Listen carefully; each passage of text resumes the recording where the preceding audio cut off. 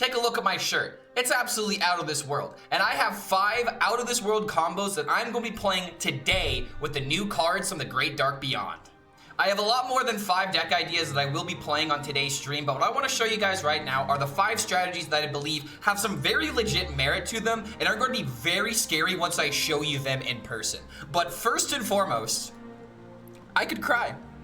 My name is in Hearthstone, and if you guys want to play the same deck that I used in my video against Raffle over at Blizzard HQ, this entire deck will be available to be played and will be in the game for as long as this expansion is out. That is the good news, and the bad news is I have already come up with a better version of this deck. So it's like, play this version if you want to get into the archetype, but I actually have an updated version to this deck that I really believe could be a meta contender.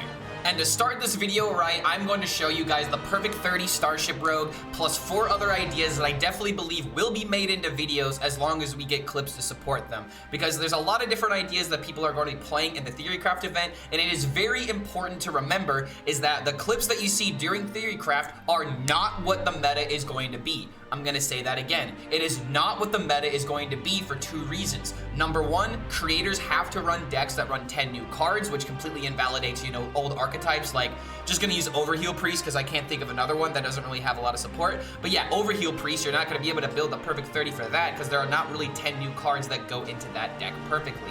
There's another issue that we are all playing decks with 10 cards, and therefore we're going up against creators that are trying to do the most bombastic things possible. So what you see what you see during Theorycraft is not exactly what's going to be indicative of what the meta is going to be. So now that we've gotten that disclaimer out of the way, let's talk about the sauce that is the perfect 30 Starship that runs Ceaseless Expansion, Exodar, and the Gravitational Displacer.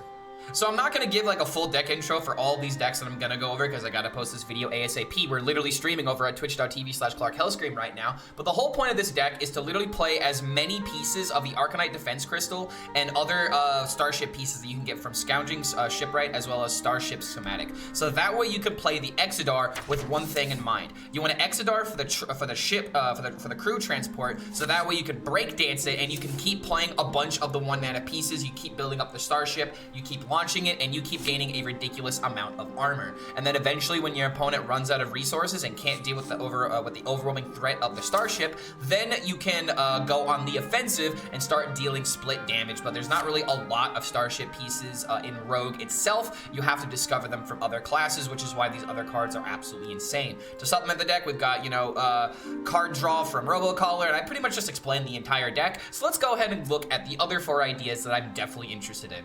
Next up is a combo that I'm like actually concerned might be meta relevant, all because I feel like there is definitely something out there with the card called Murmur. Your Battlecry minions cost 1, but immediately die after being played, and if you saw the video that I posted last night, the Ceaseless Expanse interaction means that you can play Murmur into a 0-mana expense, and then the 15/15 will kill the Murmur, therefore the Murmur's ability will not proc on the Ceaseless Expanse, meaning that you can essentially play as early as turn 5, if you have the coin, Murmur into Ceaseless Expanse for a 15/15 that completely wipes out the board. And on top of that, there's another OTK that you could go for if you don't necessarily want to do this, because this is like a last resort, like I have to play this to stay alive sort of deal. But you could play Murmur into Alexstrasza for 1 mana, into Shutterblock, so that way you can play Kalamos for the elemental invocation that deals 3 damage to the hero, and this does work because Kalamos is casting a spell, he himself is not dealing the damage. And you can easily set this up with a Firefly, which is why we got 1 copy of it in the deck. I feel like this could be a very real deck. It's just a matter of how control are we going to be, how much card draw are we going to be, or can this be a more of a tempo deck that has a late game win condition?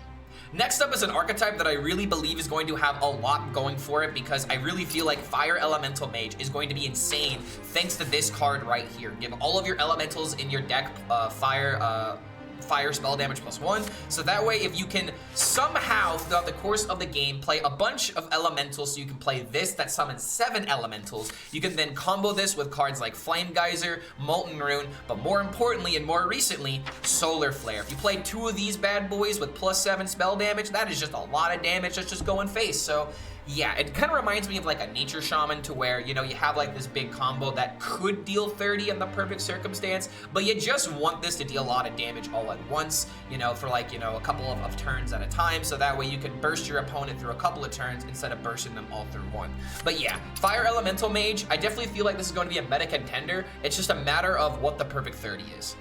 And now we're gonna start getting into decks that I feel like could be good, but I have an ultimate high roll that I'm trying to pop off with a lot of my archetypes. And with my Dio DK, the reason why it's called this is because Dio, you know, the member from Rainbow, the guy who's all about Rainbow in the Dark, well, this is literally Rainbow DK and the Great Dark Beyond, so that's why it's called Dio DK. Long live Dio, may he reign. But yeah, the whole point of this deck is to do a gigantic double rainbow combo, and the way that we can do this, it's a bit of a high roll, but we can play Greedy Partner, and then we can have the Arch Maladar in our hand, and then we can fizzle with the Climactic Necrotic Explosion. So that way we have a coin. We have 2 coins, but we just need 1 coin for this. We have 2 Meladars, and we have 2 Climactic Necrotic Explosions. Actually, you do need double coins because this is 12 mana. I'm not gonna edit this. I need to get this video posted out there, so don't forget to check out the stream over at twitch.tv/HELLSCREAM, because that's where we are right now. But the whole point of this deck is to have double coin, double Meladar, and double Climactic Necrotic Explosion. So that way you can play Meladar into the explosion, into coin, into another Meladar, into another Climactic Necrotic Explosion. And there's no way this won't kill somebody, because you're effectively boosting it by another 20 corpses as you progress through this. So the whole point of this deck is to have Starship interaction, to where you just do what I was talking about with Rogues, similarly, where you just gain a bunch of armor, and you have Eternal Layover on these cards in order to bring back as many of them as possible. You have a bunch of armor, so that way I can delay the game long enough to set up for this gigantic combo. If I can do this, it's gonna be a fantastic clip, and I'm really hoping that someone is gonna let me accomplish this.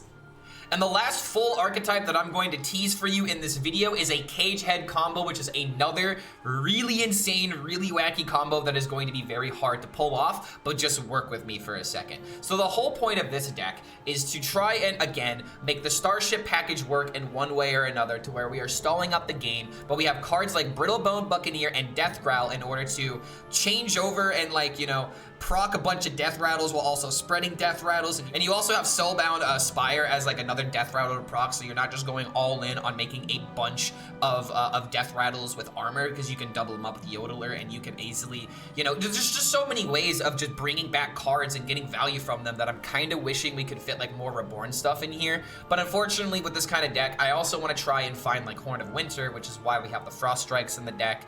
But this combo requires a little bit of a setup. First, you have to play your Primus for spell damage and then not play the spell. And then on your next turn, you're going to play Meladar into Cage Head. So that way you can play Yelling Yodeler on the Cage Head to bring out 2 Blightbores. And the reason why we want the spell discount from the Primus is so that way we can play Dead Air on 2 Blightbores and a Cage Head. So that way we can have 5 attacks.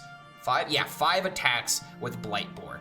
Absolutely insane combo. I really hope that this can be pulled off one time, but these are like the fun things that you do during Theorycraft, and then after you do the fun stuff at Theorycraft, day 1, it's time to break the meta. And here's something else I will tease as well. These are all the deck archetypes that I am currently looking at the moment. I got a Naga spell deck. Who even knows what this is? I'll give you a hint. It's a Draenei spell deck. We have a Quasar Rogue. We've got, you know, even more DK archetypes. High Five, which uses the Starro, you know, eight hands from beyond. A Frosty Starship deck. Lots of DK ideas. Egg Hunter. And I even copied some other ideas from some other creators like Rothel, Maxi, and Kibler, because there's just so much in this expansion. I have even made a Hunter deck that's not all in on eggs. There's a lot of stuff to mess with here, and I have plenty of decks, literally 22 deck ideas, not fully crafted ideas, 20 full decks though, that will definitely get you interested in the Great Dark Beyond. So don't forget to check out the Twitch stream as we literally Theorycraft for the next 12 hours. There is plenty of giveaways, not only on that stream, but on the YouTube posts, YouTube videos, Twitter account. I'll have all this information for you guys so you can enter all the giveaways. But there's a lot of stuff happening in this expansion, and I'm just overall, I'm ready to go to space. Dude, as you can tell, I'm ready, and this expansion is going to be awesome. So thank you so much for making it to the end of this, you know, somewhat deck breakdown. There's a lot of stuff happening on the Twitch stream, and I hope to see you there. See you next time. And we'll see you for the next video. Oh, it just doesn't feel right if I don't end it like that, does it?